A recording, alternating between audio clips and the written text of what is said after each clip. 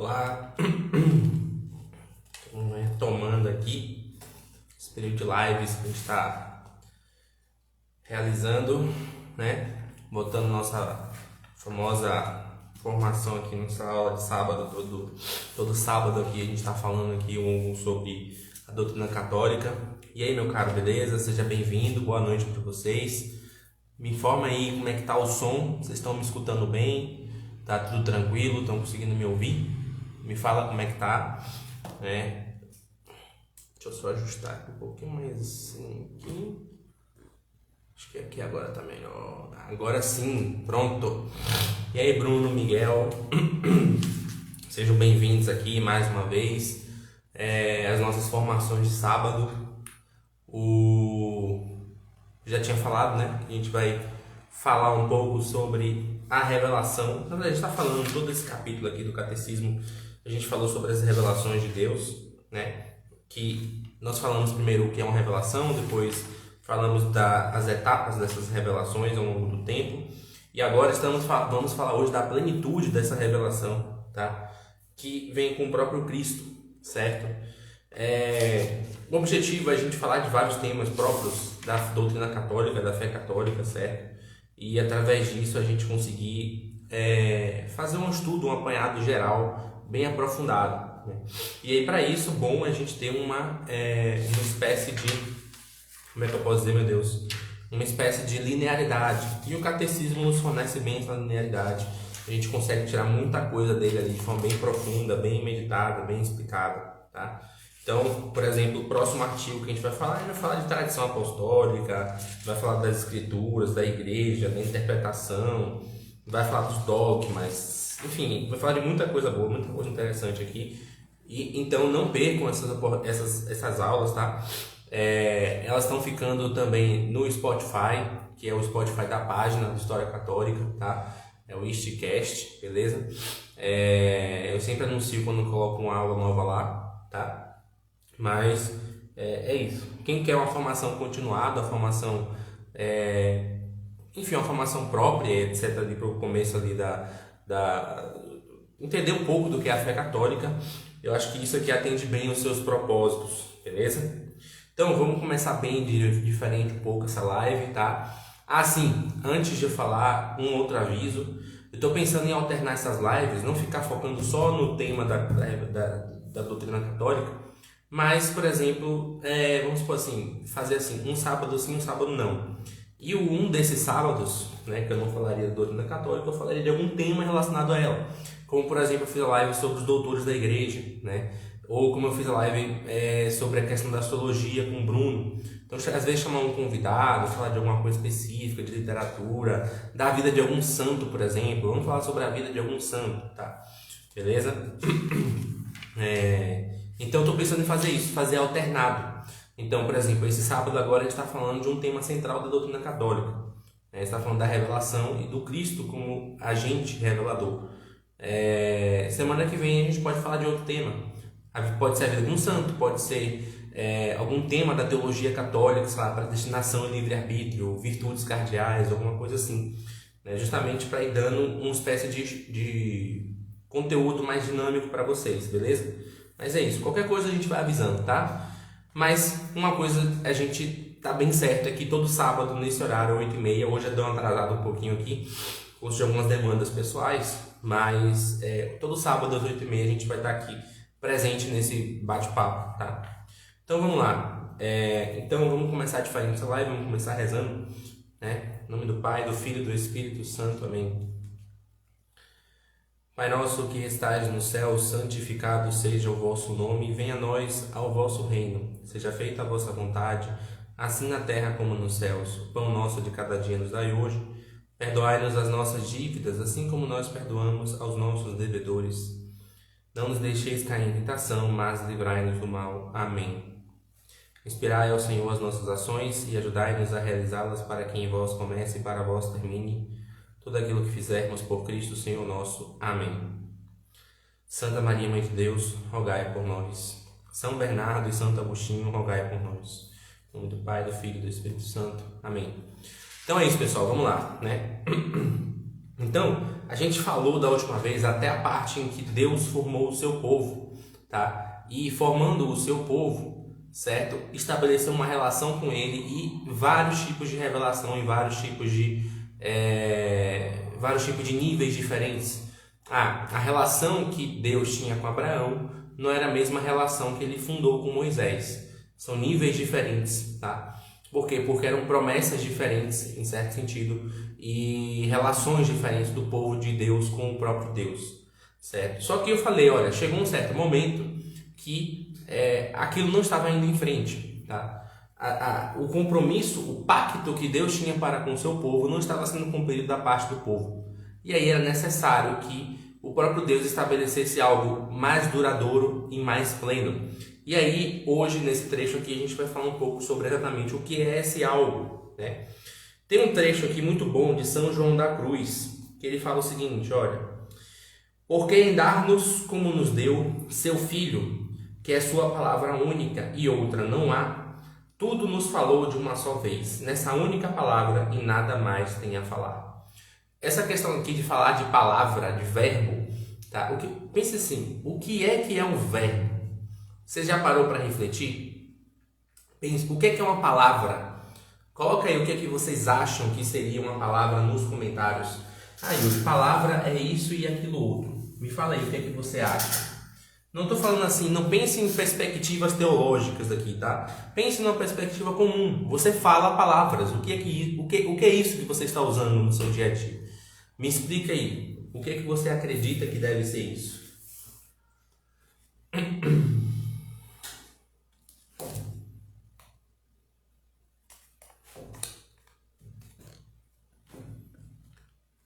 Verbo é ação. Boa, muito bom. Fato. Verbo é ação. Ou seja, a gente fala do verbo de Deus, né? Muito bom, isso é verdade. Vamos ver se alguém tem mais alguma questão para falar. Verbo é ação. Tá, verbo é ação, de fato, né? Só que tipo de ação é o verbo? De duas formas, tá? Você pode chegar para alguém e falar assim, olha, fulano, lava a cozinha. Ou seja, você está dando uma ordem, tá? Ou seja, você está imprimindo na pessoa uma ação. Você está determinando que aquela pessoa faça algum tipo de ação específica, certo? Ou você pode escrever, fulano lavou a cozinha, tá? Ou seja, o verbo, em certo sentido, ele tem essas duas características, tanto da imposição quanto da própria descrição. Então, quando a gente fala que o Cristo é o verbo de Deus, o que isso quer dizer?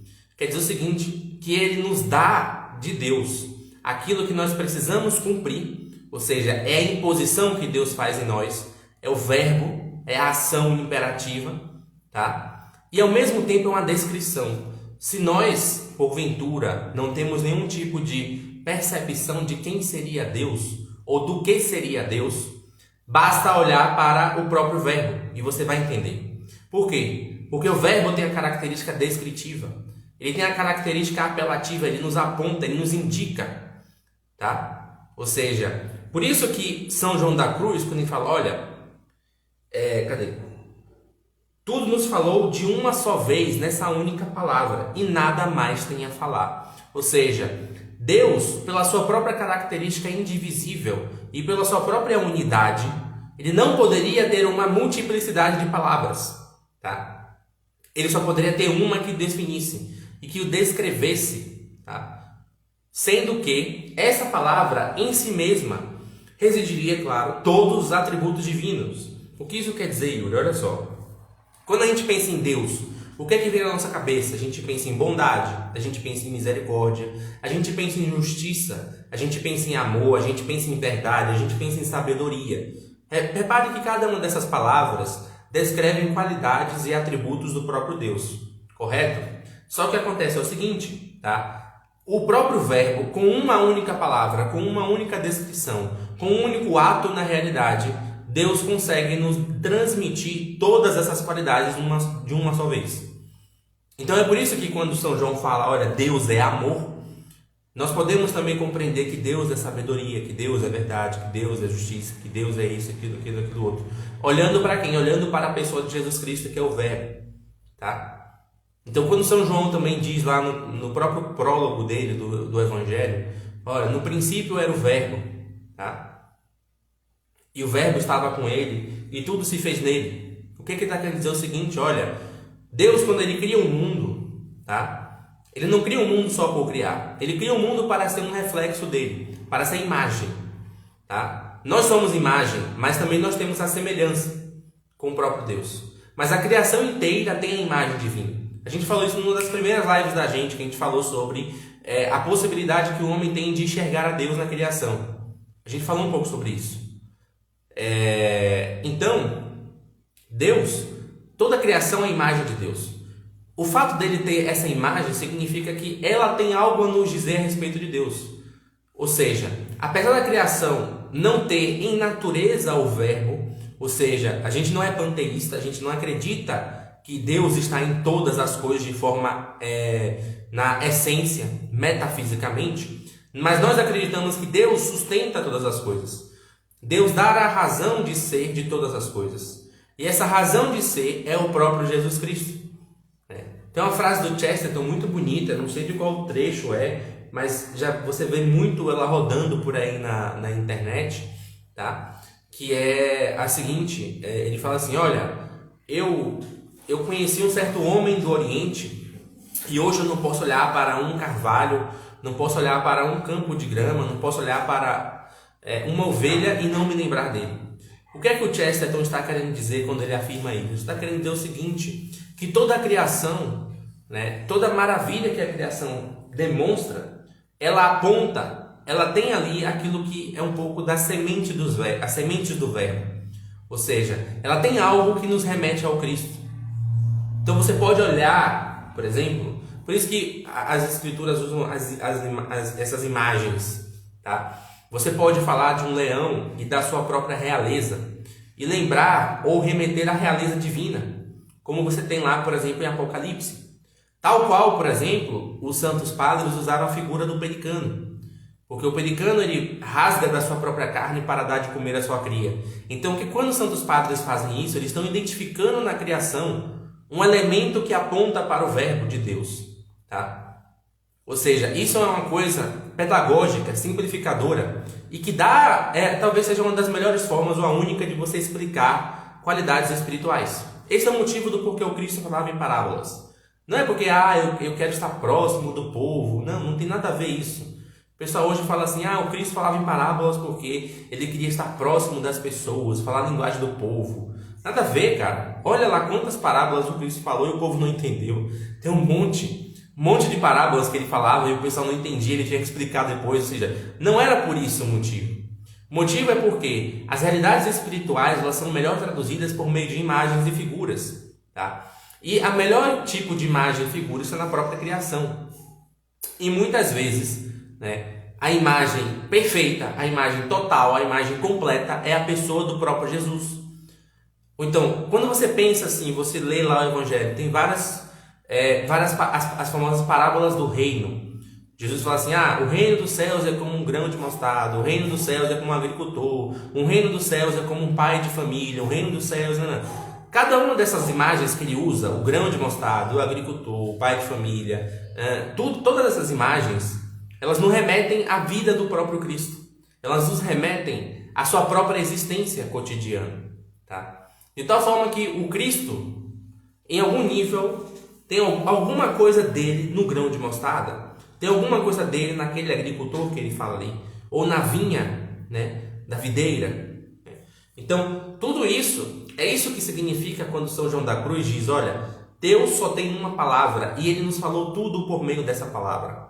Ou seja, por meio de Jesus Cristo, na sua encarnação, na sua vida, todos esses mistérios que estavam na criação e não poderiam ser acessíveis ao homem somente pela razão, tornaram-se possíveis. Então eu não conseguiria fazer, tá? Na antiguidade, embora houvessem vestígios, se você pegar a mitologia, se você pegar os escritos antigos da filosofia, os pagãos, etc., você vai perceber que existem ali elementos que analogamente remetem à vida do próprio Cristo. Tem um exemplo muito claro que é quando Platão, na República, descreve o justo.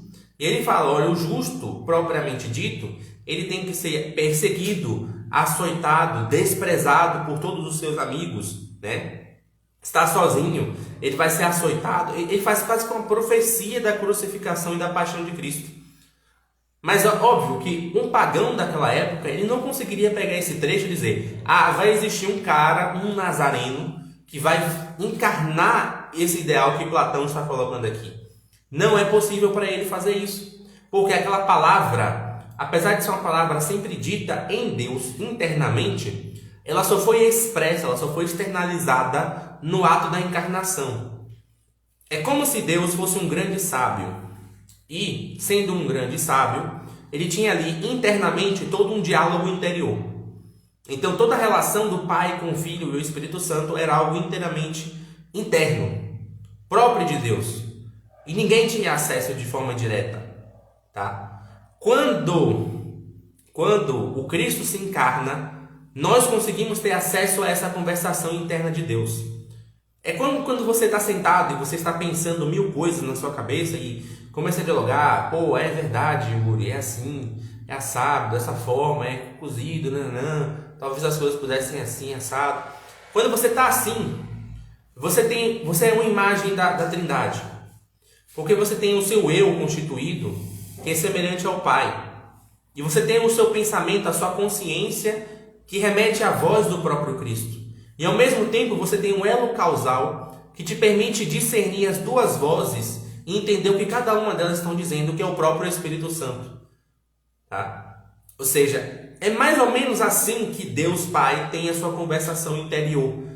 É semelhante à estrutura do próprio homem, na sua psique, na sua inteligência. Tá? Quando Jesus se encarna, aquela conversa deixa de ser interior e passa a habitar no meio dos homens. Então quando Jesus, por exemplo, fala para Pedro, tu és pedra e nesta pedra edificarei a minha igreja, e fala que não foi o sangue nem a carne que me revelou, mas foi o meu Pai que está nos céus. Ou seja, você tem um Cristo que tem a natureza humana, e essa natureza humana forneceu ao Cristo pensamentos, desejos, emoções, sentimentos, né? Quando Cristo olha para o túmulo e vê Lázaro lá dentro, ele chora. Aquilo é próprio da natureza humana. A natureza humana está fornecendo a ele aquele tipo de sensação, de percepção daquele evento. Tá? Mas quando Jesus fala para Pedro, olha, não foi a carne nem o sangue, ou seja, isso não é próprio da minha natureza humana, Pedro. Eu não estou aqui te dando um cargo porque você foi um cara legal. Não é isso. Isso aqui é uma missão dada por Deus. É o meu Pai que está nos céus que está me revelando. E por que ele fala que é o meu Pai que está nos céus? Porque o Cristo, ele também tinha natureza divina. Ele estava inserido nessa conversação o tempo todo com o Pai. Tá? E aí a gente consegue perceber, cara, a encarnação ela é tão maravilhosa por conta disso. Porque a gente consegue ver nos atos do Evangelho, a gente consegue ver na vida do próprio Cristo esses elementos que a gente jamais conseguiria perceber. A gente jamais conseguiria entender o que o Pai quer para a humanidade, certo? Porque o Filho não estava, o Verbo não estava dito para nós. Quando o Verbo foi dito, ele se encarna, certo? Você consegue ter ali uma percepção maior disso, desses elementos. E o próprio Jesus revela, quando ele fala com Pedro, como eu falei, tá? Ou quando ele está conversando no Getsemane, ele reza, você tem as orações do próprio Jesus ali, né? Falando, Pai, afasta de mim esse cálice, ele falando com o próprio Cristo, certo? Então, quando São João da Cruz diz isso, é exatamente isso, olha, não há nenhuma palavra a mais que Deus possa dar e que nos faça entender alguma coisa dele. Já foi dado tudo. Aquela palavra é a que habita em luz inacessível com o próprio Deus. Ela é o próprio Deus. Então a gente não tem essa percepção. Não tem como saber isso. Só que é o seguinte, olha. Toda palavra aqui... vamos pensar assim, vamos pensar num idioma, pense no latim. Todo idioma ele tem uma série de ramificações, certo? Só que essas ramificações não contradizem ao, digamos assim, ao centro do idioma comum. ao centro por exemplo, você tem um latim popular, você tem um latim eclesiástico. Apesar deles diferenciarem algum nível, mas isso não muda, não deixa de ser o mesmo idioma. Ou, por exemplo, pense no português. Você tem um português na forma mais culta, você tem um português de uma forma mais, sei lá, escrachada, popular. Você tem os sotaques dentro do português, mas tudo é português. Tudo é o idioma brasileiro, ou o idioma de português de Portugal, tá? Então, quando a gente fala, olha só, um tema que eu coloquei lá é que é o seguinte: você tem essa revelação evangélica, né? Você tem o próprio Cristo que está ali presente, tá? E essa presença do Cristo nos dá ali essa percepção de uma palavra de Deus que é dita, que é revelada, e que essa palavra é a plenitude. Mas isso é uma confusão até que os protestantes fazem, porque a gente às vezes, por exemplo, nós católicos, né, a gente usa, sei lá, pega lá as revelações da Beata Ana Catarina Embert, e ela começa a mostrar ali algumas coisas da paixão de Cristo, da vida de Cristo, que não estavam ditas, né? Que não estavam ali no Evangelho, mas ela traz uma riqueza de detalhes muito profunda. E aí o protestante começa a achar, mas isso aí não está no Evangelho. Isso não está ali nos 4 Evangelhos, na vida do Cristo. Por que eu vou ler isso aqui? E aí a gente precisa entender o seguinte: olha, essa palavra ela foi dita, mas ela, como toda palavra, como toda frase, ela possui uma camada de significados. E esses significados muitas vezes são mais superficiais e podem ser aprofundados, certo? De que forma esses significados podem ser aprofundados? Por conta da história. Veja, eu nunca entendi por que é que os católicos têm uma versão tão grande em estudar a história da igreja. E quando estudam a história da igreja, estudam errado ou pelos motivos errados. Ou eles estudam para rebater os professores e encontrar argumentos para poder dizer que a Inquisição não era isso, aquilo, outro. Ou eles estudam simplesmente, ou não estudam na verdade, ou desprezam a história. Só que na verdade é o seguinte, olha só. Eu estava falando aqui antes de uma conversação da Trindade. A Trindade na sua interioridade. E que chega em um certo momento que aquela interioridade é exposta aos homens aonde? Na história, no tempo. Quando o credo diz, e se encarnou, padeceu sob Pôncio Pilatos, a imagem de Pôncio Pilatos ali não está somente como, sei lá, um nome aleatório. O nome é jogado ali para demonstrar o período em que o Cristo se fez presente, a história dele.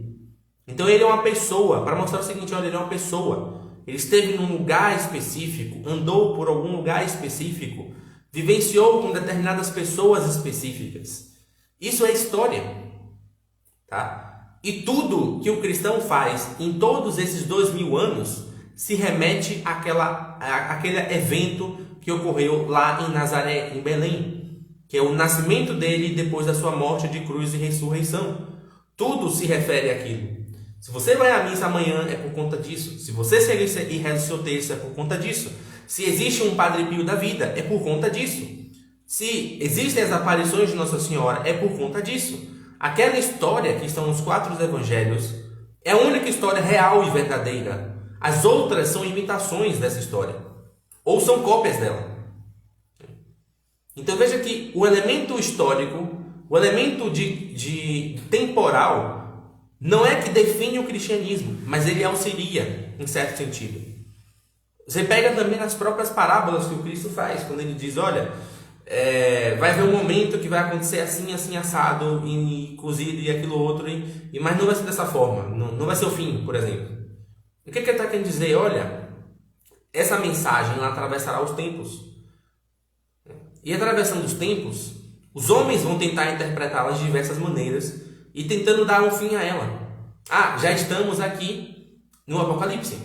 Só que ele está dizendo o seguinte: não vai ser o fim agora. Você está dizendo o seguinte: olha, o final, quem vai determinar sou eu, tá? Mas vocês podem interpretar os sinais dos tempos. Vocês podem interpretar os sinais dos seus tempos, certo? Então, quando ele fala mesmo dos sinais dos tempos, vocês interpretam quando vai vir a chuva, vocês interpretam quando vai ter a fome ou não vai ter uma colheita, né? Vocês têm que olhar para os sinais e observar estes sinais na sua vida.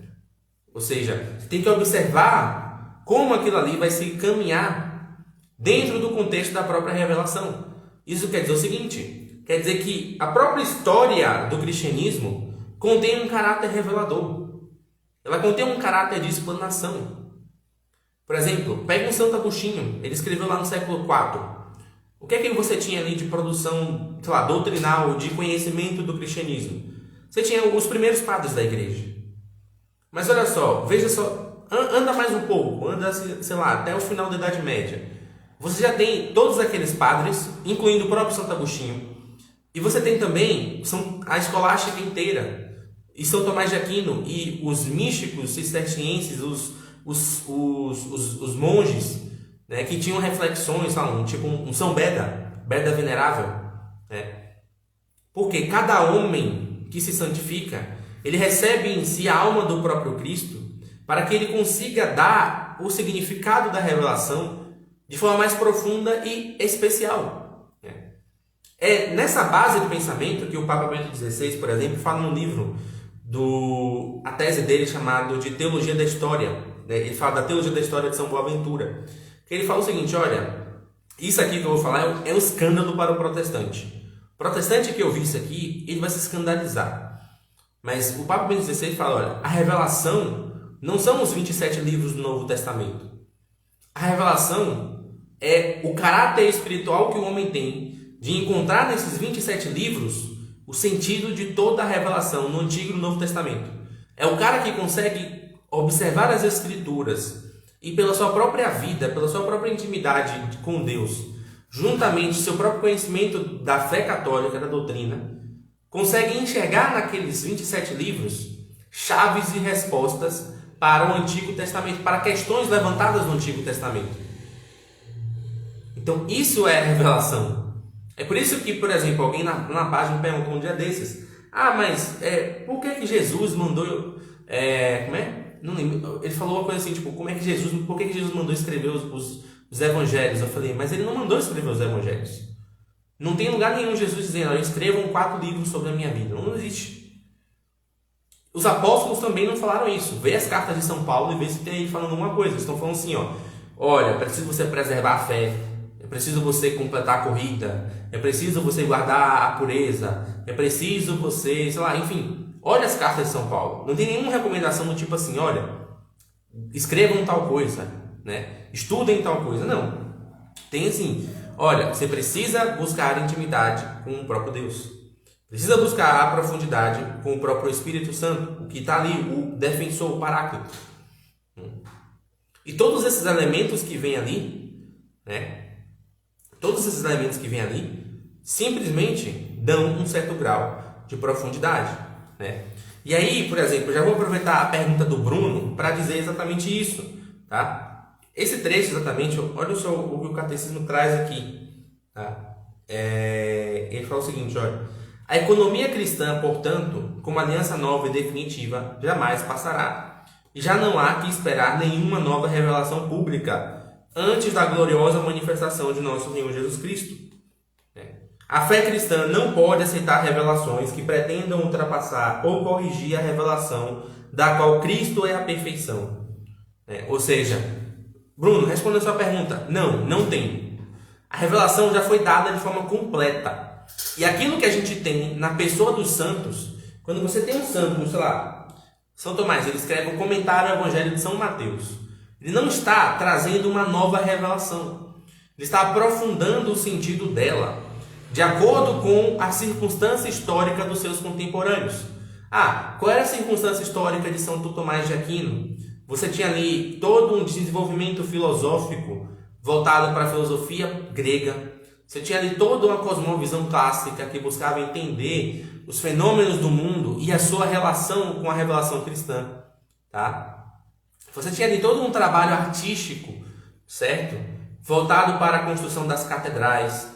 Então, tudo isso vão suscitar perguntas, vão suscitar questionamentos, vão suscitar necessidades de investigação por parte dos cristãos, que vai fazer um santo pegar um evangelho e dar uma perspectiva dele a respeito daquele evangelho, para que as pessoas ao seu redor estejam entendendo o que está ali sendo dito. É por isso que não dá, por exemplo, para você comparar comparar um santo com outro, não dá para você comparar um Santo Antão com um Santo Agostinho, porque as necessidades do povo, das pessoas, dos crentes ao redor de Santo Antão, é diferente das necessidades dos crentes ao redor de Santo Agostinho. E cada um deles, Deus, por meio deles, vai fornecer uma resposta diferente. Então, para o povo em volta de Santo Antão, era essencial alguém que tivesse autoridade espiritual, alguém que entendesse o que é a alma humana, como superá-la, como torná-la algo propriamente divino, os caminhos que ajudassem o homem a chegar nesse ponto. Para o pessoal ao redor de Santo Agostinho, isso não era necessário, porque o pessoal que frequentava a igreja na época de Santo Agostinho é um pouco até semelhante com o nosso. Era aquele pessoal que não tinha interesse, né? Eu vou virar católico porque o meu sobrinho virou também. Então, como é que você vai explicar um conteúdo da revelação, que é uma intimidade com uma pessoa viva e ressuscitada, para uma pessoa que só quer uma vida cotidiana, sem nenhum tipo de profundidade, de nada? Então, Santo Agostinho, ele traduz uma experiência mística, certo? Com uma experiência filosófica. E isso é próprio do tempo dele. Isso é próprio do tempo dele. Santa Teresa d'Ávila, ela vai falar da santidade. Por que ela vai falar da santidade? Por que ela vai trazendo um caminho de perfeição? Porque as pessoas já tinham abandonado aquele caminho há muito tempo. A reforma aconteceu porque dentro da igreja o ideal de santidade havia sido perdido. Não estou dizendo que não existiam santos, mas assim, os que existiam eram os chamados outsiders. Eram caras que não estavam ali, não tinha respeito dentro da hierarquia, não tinha profundidade. Era um São Bernardino de Sena, que era um professor de cátedra universitária, franciscano, mas que o que ele fazia não perdurou, não frutificou. Por exemplo, se eu te perguntar, qual foi a devoção de São Bernardino de Sena? O que é que São Bernardino de Sena ensinou para a igreja? Você não vai saber responder. Por quê? Porque o que ele fez foi perdido, entre aspas, porque as pessoas do tempo dele não estavam interessadas em saber de santidade, em meios para alcançar isso.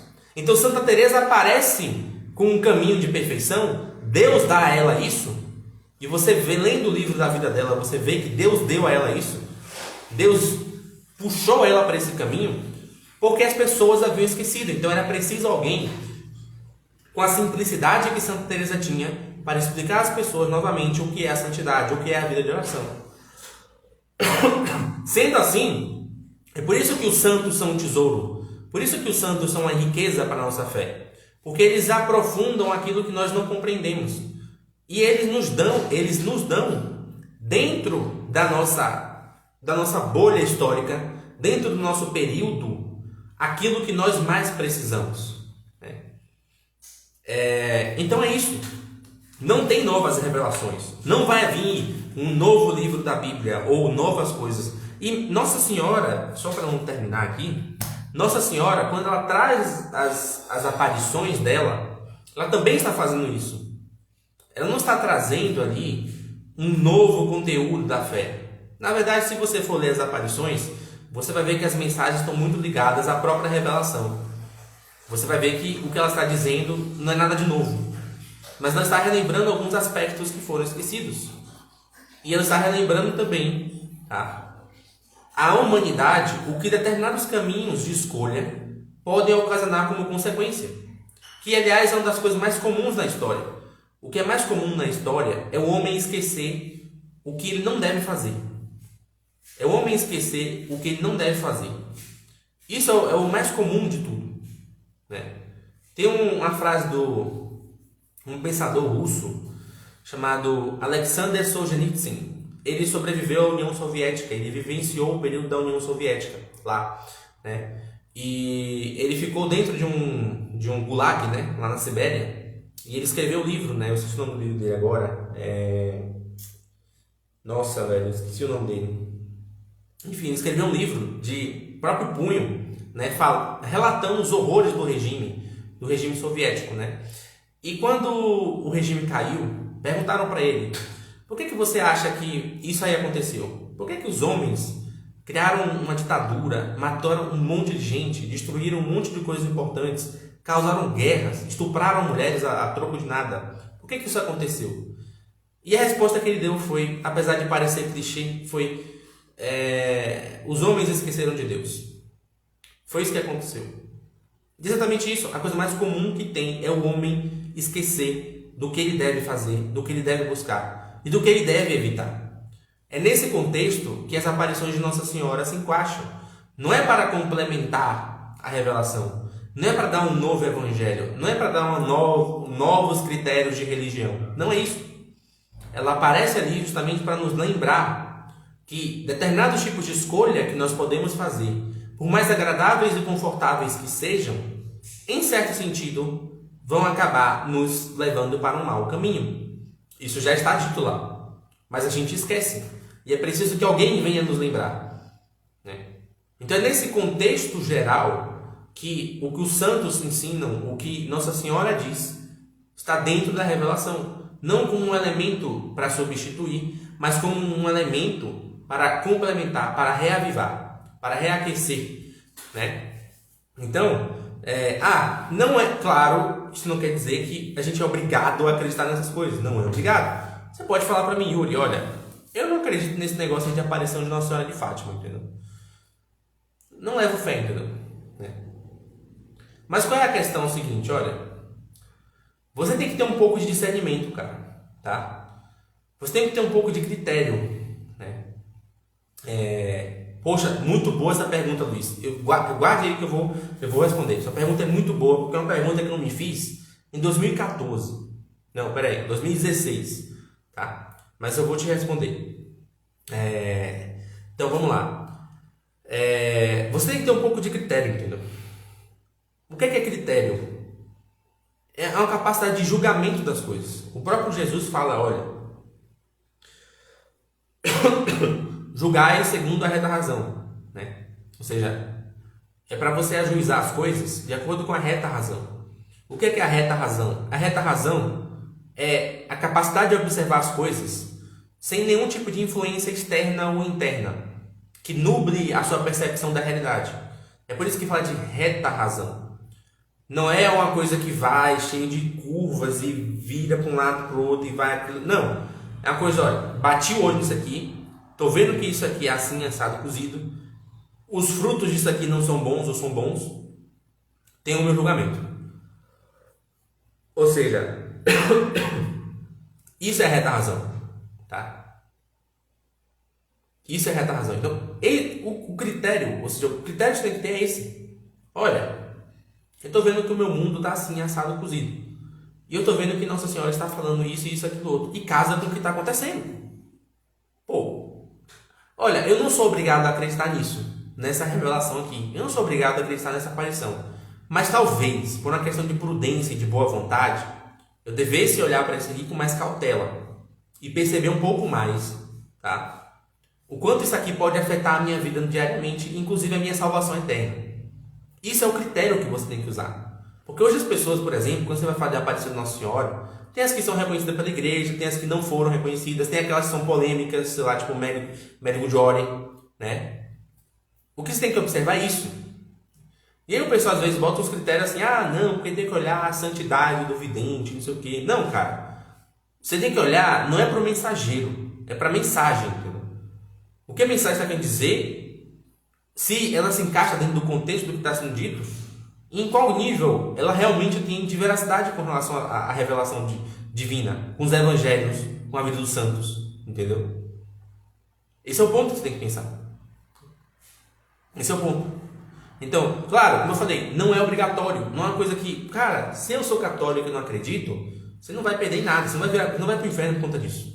Você vai para o inferno se você falar assim, olha, eu não acredito que Jesus é Deus. Eu não acredito, bato o pé, e quem ousar me questionar vai receber argumento contra. Aí você vai para o inferno. Você está negando a fé. Claramente, não é uma coisa assim, eu tenho dúvidas, não sei, não entendo. Não, eu tenho certeza e convicção de que Jesus não é Deus. Aí você vai. Mas olha só, se você falar das aparições de Nossa Senhora e falar, olha, essa aqui não parece muito legal não, entendeu? Enfim, é uma coisa que eu prefiro deixar para os quentes. Eu faço abstinência de opinião. Aí é diferente. Né? Agora também você não pode ficar criando cavalo de batalha em cima. Né?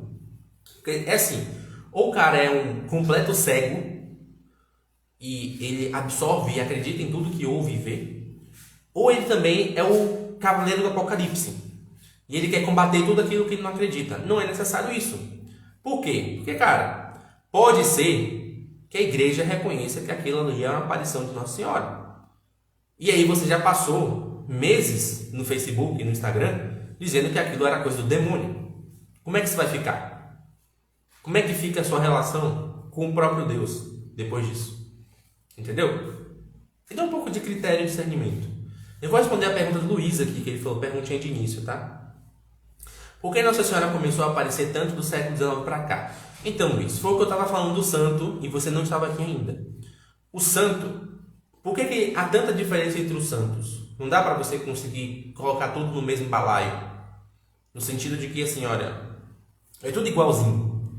Né? É claro, tem um critério ali básico que deixa todos dentro do mesmo patamar. Porque o próprio nome santo já é um critério de classificação. Mas é um critério de classificação muito geral. Tá? Muito geral. E se você for sentar e olhar a vida de cada um deles, você vai ver que cada um tem uma diferença, uma peculiaridade. Né? Por exemplo, você pega a Santa Teresa e Santa Teresinha. Bom, as duas são mulheres, as duas são carmelitas. Tá? As duas são europeias. E o tempo que separa elas não é tão distante assim não. Os problemas são bem parecidos que elas estavam enfrentando. E você vê que é uma diferença muito grande. Não tem como comparar. Eu não estou falando assim, diferença no sentido qualitativo. Ah, um é melhor do que a outra. Não é isso. Estou falando de diferença assim, de pessoa. Como você é diferente de mim, entendeu? Você gosta de coisas diferentes de mim, você tem interesse diferente de mim. Mas a alma daqueles santos são diferentes entre si. Né? Então, quando você fala do santo, ele tem um contexto que ele está inserido. E dentro desse contexto ele está explicando e ensinando coisas que o próprio Deus quer que ele faça. Porque ser santo, na verdade, como eu li agora, é porque não está aqui na minha mão, está ali na mesa. Mas é o livro do A Alma do Apostolado. Deixa eu ver se a Lucimar vai pegar. Muito obrigado. Tem que acertar ela para mim também? Obrigado também. Esse abade aqui, cisterciense, deixa eu ver se eu acho aqui.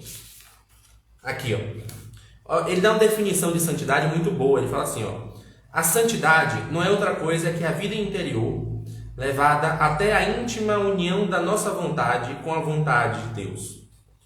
Normalmente, não, aqui ele vai falar da purificação. Aqui, nos perfeitos, Deus opera de forma mais completa e às vezes não exige mais que o simples consentimento que une a alma à sua ação suprema. O santo é o cara que quer o que Deus quer. Entendeu? Isso até é um tema de live que dá para fazer, sabe por quê? Ontem foi dia de São João Paulo II. E o que eu mais conheço é o seguinte: devoto de São João Paulo II que não espera 10 minutos para poder criticar ele. Ah, porque São João Paulo II beijou o Corão. Ah, porque São João Paulo II foi em tal lugar assim, que era errado. Sei lá. São João Paulo II tem uma série de atos controversos na sua vida, né? E que as pessoas ficam discutindo e criando polêmica em cima. Cara, não quer dizer que o santo é impecável, tá? Que ele possa transgredir a lei de Deus, porque a união dele com Deus ainda é imperfeita. A união dele só vai ser perfeita no céu, certo? Mas, na maior parte das vezes, o santo desenvolveu dentro dele algo que nós não temos assim 0%, às vezes até 100% negativo, que é uma vida divina. Ou seja, o santo ele tem a sua vida natural. O que é a vida natural? Olha, eu tenho sede, eu preciso beber água. Se eu ficar dias sem beber água, eu vou morrer. Eu tenho fome e eu preciso comer. Se eu ficar dias sem comer, muitos dias sem comer, eu vou morrer. Então eu preciso manter essa vida natural em mim. A vida divina, ela também é mantida da mesma forma. Ou seja, a alma precisa beber algo e também precisa comer algo para se desenvolver. E ela se desenvolve e chega um momento que o próprio Deus olha para ela e ali faz a sua morada. Porque ali já há uma alma de adulto. Uma alma que é assemelhada com a alma do próprio Cristo. E o Cristo se faz presente nela. Isso é o santo. Ou seja, o santo tem dentro dele, algo assim. Então, Na maioria das vezes, não é prudente você ficar falando, porque um santo fez aquilo, aquilo. A não ser que fosse, sei lá, fosse um escândalo muito grande, que já também, talvez o cara não fosse santo se ele fizesse isso. Mas de forma bem ampla, o santo tem isso. Então, quando ele está ali falando algumas coisas, ou agindo de determinada forma, está ensinando algo que Deus quer para aquela geração. Né? Tem, por exemplo, o Padre Pio, por exemplo. O Padre Paulo Ricardo ele fala uma coisa bem interessante, assim, o Padre Pio ele veio porque era uma era incrédula, as pessoas estavam deixando de crer nos milagres da antiguidade, até do Evangelho. E o Padre Pio, com seus milagres, veio para desmentir isso. Então, me repare que é o seguinte, numa atitude do Padre Pio, ele estava desmentindo ali, estava ensinando para as pessoas que aqueles atos extraordinários eram possíveis. Então, dentro da vida de cada santo, possui ali uma palavra divina, né? Que é o próprio Verbo. Só que essa palavra está falando de forma específica para os homens daquele tempo. Então, quando um santo faz alguma coisa, ainda mais assim, por exemplo, você pega o São João Paulo II, o caso lá do Corão. Cara, ele fez isso num ambiente público, ele não foi constrangido a fazer isso, então ele teve um motivo para fazer isso. E sendo um sujeito que é santo, que tem uma vida divina, como eu falei, e ele tendo esse motivo para fazer isso, em algum nível Deus queria ensinar a gente alguma coisa referente com esse ato. Só que assim, esse ensinamento não pode ser um ensinamento que contradiga a revelação do Evangelho. Não pode ser um ensinamento do tipo, São João Paulo II beijou o Corão porque ele quer que todas as religiões sejam iguais. Não é isso. Porque isso contradiz a revelação divina. Mas tem alguma coisa dentro daquele ato que Deus quer que nós entendamos a respeito do nosso tempo, da forma de lidar com esse grupo específico de pessoas. É um exemplo, tá? Então muita gente tem esse tipo de percepção errada. Eu sou devoto, sabe como é? Mas, por exemplo, geralmente ninguém faz isso, mas pode ser que alguém faça. Eu sou devoto do Padre Pio, mas esse negócio do Padre Pio dar tapa na cara dos outros é um negócio estranho. Não, cara. O Padre Pio, com os tapas dele, está ensinando alguma coisa para as pessoas daquele tempo, tá? E para você também. Talvez o tapa do Padre Pio sirva para dar a você algum grau de proporcionalidade com relação aos erros, né? Ou seja, por exemplo, aquele famoso tapa no filme que tem lá do Padre Pio, que o Padre Pio é caluniado por um bispo, e aí o sujeito chega lá e fala, né? Começa a mostrar, o Padre Pio olha lá a calúnia no jornal, né? E aí o sujeito começa a falar dos pecados íntimos do bispo. E o Padre Pio dá um tapa na cara do sujeito. O que ele está querendo dizer? Olha, meu filho, para mim, que estou aqui buscando uma vida íntima com Deus, esse tipo de malícia, de calúnia, é uma bênção de Deus. Eu estou abraçando isso aqui, é uma forma de me santificar. Só que se você abrir a boca para falar dos pecados do bispo, uma forma de retaliação, e ainda mais num grupo onde está todo mundo ouvindo aquilo ali, você está arrastando todo mundo para o inferno, você está atrapalhando o meu processo de santidade e dos outros seus irmãos. Ou seja, Padre Pio está botando as coisas na medida correta, que é a medida da eternidade. Entendeu? Então, não venha com esse negócio de ficar... É por isso que eu falo, você tem que ler muitas vidas de santos, você tem que ler várias vidas de santos, várias, com calma, com tranquilidade, com paciência, porque vocês precisam perceber essas coisas. Nessas atitudes dos santos, o que é que Deus está querendo dizer por meio disso aqui? São Paulo fala, não sou eu, é Cristo que vive em mim. É Cristo que vive em mim, não é outro. O santo não é um mágico, ele não é um super poderoso. Ele não ganhou habilidades ultra, hiper, mega extraordinárias. Ele está ensinando algo que o próprio Cristo poderia fazer na sua pessoa, na sua carne, em glória, mas que o homem não tem como receber. E aí eu vou responder a pergunta do Luiz, que eu estou aqui me alongando já, responder ela, tá? Que é o seguinte, cara, Nossa Senhora está aparecendo porque os próprios santos estão ocultos. Você já viu um Padre Pio por aí, na nossa época? Um cara fazendo 1001 milagres, como o Padre Pio fazia, no século XXI, século XX, século XIX. Padre Pio é o cara fora da curva, mas pega os santos dessa época, desses períodos, você vê que eles não têm. E quando eles têm um uma santidade assim é uma coisa muito escondida. Por exemplo, tem uma santa, eu acho que o nome dela é Santa Maria de Jesus Crucificado, ela é uma santa lá do Oriente Médio, uma monja do Oriente Médio. Ela foi mártir, inclusive, foi colocada como beata. E ela tinha os mesmos dons que o Padre Pio tinha no nosso período. Mas você ouviu alguma notícia sobre ela? Ninguém ouviu, ninguém sabia disso. Só foi descobrir que ela tinha esses dons quando ela virou mártir. Entendeu? Então, olha, a gente está numa era talvez tão demoníaca e tão, sei lá, voltada para o mal, que Deus está ocultando os seus santos, talvez, para que eles não virem como essa mulher virou, um mártir, entendeu? Você acha que na era da lacração, na era das gordinhas de cabelo azul que quer decepar os outros, aparecer um sujeito como o Padre Pio, você acha que ele vai se dar bem na vida? Que ele vai ficar lá no mosteiro dele quieto, como ficava antes? E olha que, mesmo no mosteiro dele, ele sofreu muitos problemas, né? Não vai, entendeu? Aquilo vai ser uma causa de revolta, de desestabilização muito grande. Então, Nossa Senhora tem aparecido porque os santos não estão aparecendo, estão ocultos, né?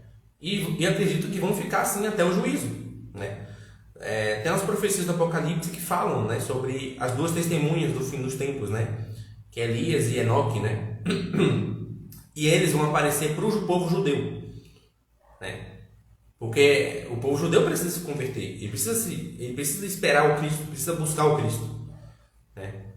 Que atualmente, de forma muito direta, não estão fazendo, mas de forma indireta, talvez, né? Ainda pelo apagar das luzes, né? Como tateando no escuro, sem a revelação total, né?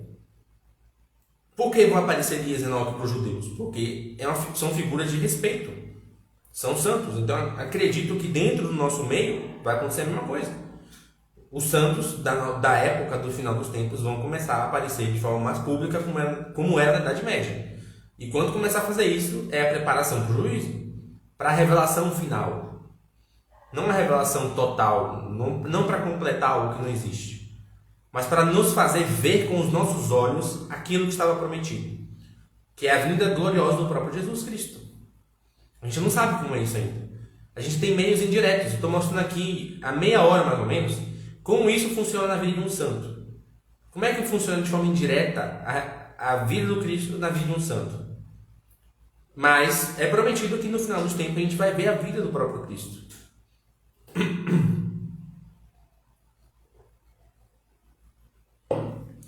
Pois é, Luiz, isso esclarece muita coisa. Muita coisa mesmo, né? E eu falei para você, olha, isso aí foi uma pergunta que eu me fiz em 2016. E eu fiquei pensando justamente nisso, cara. Foi quando, se eu não me engano, foi quando um ano que eu me consagrei. E eu fiz a renovação da consagração numa dessas aparições de Nossa Senhora. Não me lembro qual, não me lembro se foi La Salete, se foi Lourdes ou Fátima. Mas eu fiz a renovação numa dessas aparições e eu fiquei... Por que Nossa Senhora está aparecendo tanto para poder falar dessas coisas assim?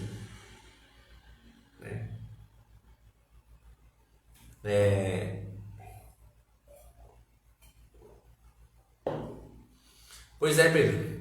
Faz sentido mesmo. Enfim, pessoal. Acho que a gente já falou demais aqui hoje, né? A gente já se alongou demais. Um retorno muito bom aqui, né? Próximo tema, a gente vai estar falando da transmissão da revelação. De que forma essa revelação foi transmitida, né? E quais são as relações entre elas. Então, a gente vai falar dos níveis de tradições, interpretação. Eu vou ver até onde eu consigo parar nesse texto, para não ficar uma coisa muito grande. Mas vamos ver. Então é isso, pessoal. Alguém tem mais dúvidas? Tem mais, sei lá, mais opiniões, mais perguntas? Aproveitem que eu estou ainda à disposição. Tem uns 6 minutos aqui, que até a live acabar. Se vocês não tiverem, eu acabo por aqui agora.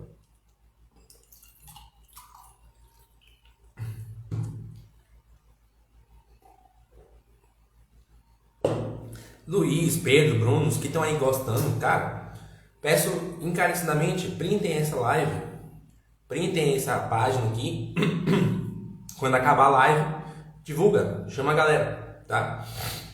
Eu acho que isso que está sendo dito aqui, mais pessoas podem ouvir.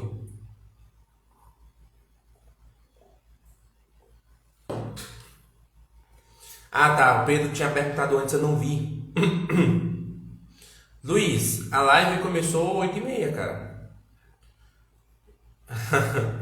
Tá, vamos responder a pergunta do Pedro. Pedro perguntou: Deus Pai já apareceu para alguém? Não, cara. Eu não tenho certeza, tá? Pode ser que eu esteja errado. Mas nem quando a gente estiver no céu, na glória, na ressurreição, se a gente for para lá, eu espero que nós vamos para lá, a gente vai contemplar Deus Pai por meio do Cristo. Porque não dá, é luz inacessível, né?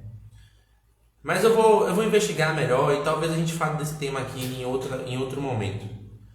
Mas que eu saiba, não. Todas as revelações foram com o próprio Jesus. Por exemplo,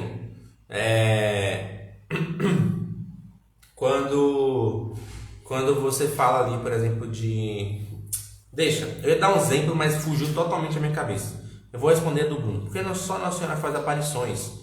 Por que, por exemplo, São José não aparece? Porque, olha só, São José tem uma importância para a vida espiritual? Tem, cara. Tem uma importância, sim. Né? Santa Teresa d'Ávila diz isso, não nos deixa mentir.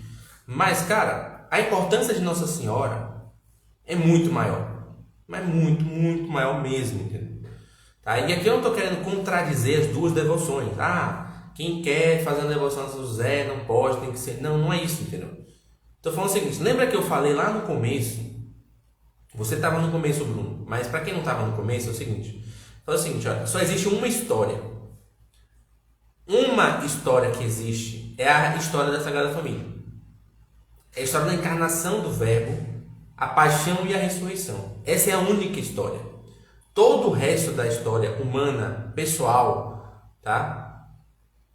Toda ela é uma repetição em símbolos dessa história original, tá? Quando os padres da igreja falam lá, pega lá Raquel. Raquel é uma imagem de Maria, ou a sarça ardente é o Jesus falando e a própria sarça ardente é uma imagem de Nossa Senhora, ou sei lá, quando os santos padres pegam isso e falam isso, o que eles estão querendo dizer? Eles estão querendo dizer o seguinte: todas as histórias que estão lá no Antigo Testamento, tá? São histórias que remetem à história da encarnação do Verbo. Elas giram em torno disso. É só essa história que existe, não tem mais outra, entendeu? É o único acontecimento na história irrepetível. Não é repetível, mas repetível de que forma? Não na sua forma, não na sua matéria, mas na sua causa formal. Então, a vinda do Cristo, a encarnação dele no ventre da Virgem, nascimento dele, tá? A paixão, a morte, a ressurreição, tudo isso ocorre constantemente em toda a história humana e vai ser assim até o fim dos tempos. Agora repare o seguinte, dentro dessa história, os protagonistas são sempre Jesus e Maria. São José, ele entra assim como uma figura importante, mas ele entra ali como uma figura que está cumprindo a função, cumprindo um pedido de Deus. Mas ele não entra como o centro da história, porque Maria gera o Verbo, e o Verbo é o Cristo.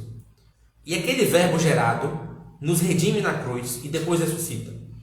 São esses passos, são todas essas etapas e as suas minúcias. Você tem a paixão, você tem ali Jesus carrega na cruz, pega a via sacra.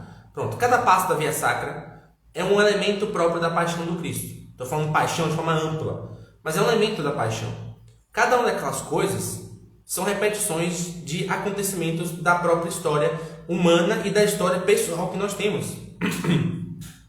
Padre Paulo tem uma coisa muito boa que ele fala, que é assim, olha, quando você vê o Cristo sofrendo, Nossa, minha garganta secou. Quando você vê o Cristo sofrendo, saiba que ele está sofrendo por você. E cada sofrimento que ele tem foi causado por um pecado seu. Sei lá, cada chibatada é um pecado seu. Né? Agora, quando você vê Verônica, aquela mulher que do nada sai do meio daquela multidão, pega um pano e enxuga a face dele. E aquilo causa um alívio em meio a tanto sofrimento. Aquele alívio também pode ser você. Quando você cumpre uma lei divina, não peca. Ou quando você faz um jejum bem feito, uma oração bem feita. Ali você está afagando as dores do Cristo. Então, é assim que você lê a vida dele. E também da Virgem Maria. Então, é por isso que Nossa Senhora aparece mais, porque ela tem um grau de importância e centralidade que não foi dado no Evangelho, né? Por razões óbvias. A gente vai falar isso na próxima aula, a gente vai falar sobre tradição, falar sobre a Bíblia, provavelmente. Mas ela tem uma importância nesse quesito que está ali, óbvio que está ali, né? Nos Evangelhos. Mas não foi esmiuçada. Precisa ser esmiuçada. E uma forma de se fazer isso são as aparições marianas. Claro, tem a aparição de São José, né? Me falaram hoje, por exemplo, que tem uma aparição de São José aos pastorinhos de Nossa Senhora de Fátima. São José aparece, mas não é como uma aparição de Nossa Senhora de Fátima. Você vê que é um evento dentro de outro evento, né? Claro, não estou aqui querendo com isso deslegitimar ou diminuir a devoção a São José de quem quer que seja. Não é isso, mas estou falando o seguinte, olha, as coisas têm uma hierarquia. Aliás, a própria igreja define essa hierarquia. Você tem a adoração, que é dada ao Cristo, latria. Você tem a dulia, né? Não, a hiperdulia, né? Que é a veneração num grau mais profundo. E você tem a protodulia, que é dentre todos os santos, o primeiro que nós buscamos e devemos buscar venerar é São José. Mas, olha, isso está abaixo da hiperdulia. É isso que eu estou querendo dizer, entendeu? Então, por isso que Nossa Senhora aparece mais do que qualquer outro santo. Porque ela tem uma centralidade, uma importância nesses eventos, tanto os eventos que a igreja vai vivenciar e está vivenciando no mundo de hoje, de perseguições, de, enfim, todo tipo de afronta possível, de a construção de uma sociedade própria para o demônio, tá? Ela tem importância para esses eventos, como tem importância para cada fiel na sua vivência diária da fé. Entende? E a forma de você evidenciar isso é justamente as aparições. Ficou respondida a pergunta?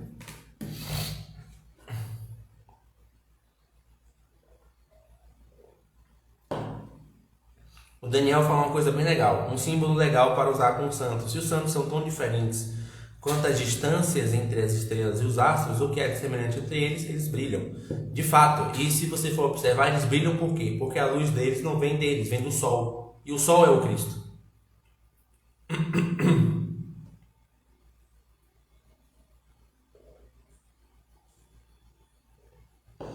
Bom, eu acho que ninguém tem mais pergunta, né? Ninguém nem falou nada assim. A explicação que eu dei da pergunta do Bruno foi suficiente, né? Então é isso, meus caros. Agradeço então a todos vocês. Lembrando que eu falei que a próxima live vai ser sobre a Bíblia, a tradição, mas olha, eu esqueci de falar isso. Esqueci desse pacto que eu falei agora, que é alternar. Ou seja, a próxima aula sobre doutrina, né, que a gente vai falar desse tema específico da doutrina católica, quem está seguindo o catecismo, vai ser daqui a 15 dias. No sábado que vem, eu vou pensar aqui, vou rezar, pensar no que eu posso falar.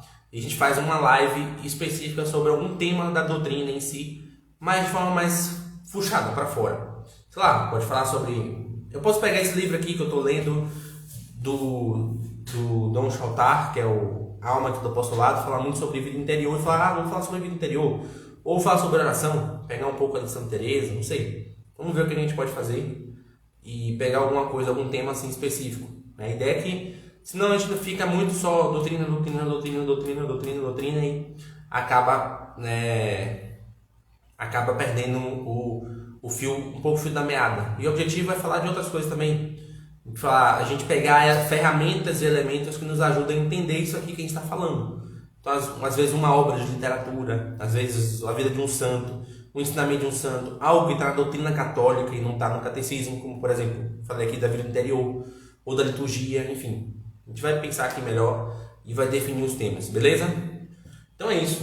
Agradeço novamente os comentários. Se vocês puderem, deixem o feedback de vocês, marquem aqui o perfil, compartilhem nos seus perfis também, tá? Quem tá no grupo do Telegram lá, joga lá também, falando que a live foi muito boa. Essa live aqui eu vou baixar o mais rápido possível e colocar o áudio no Spotify, tá? Que é o Istcast, tá? O link eu vou ver se eu coloco o link dele na bio, beleza?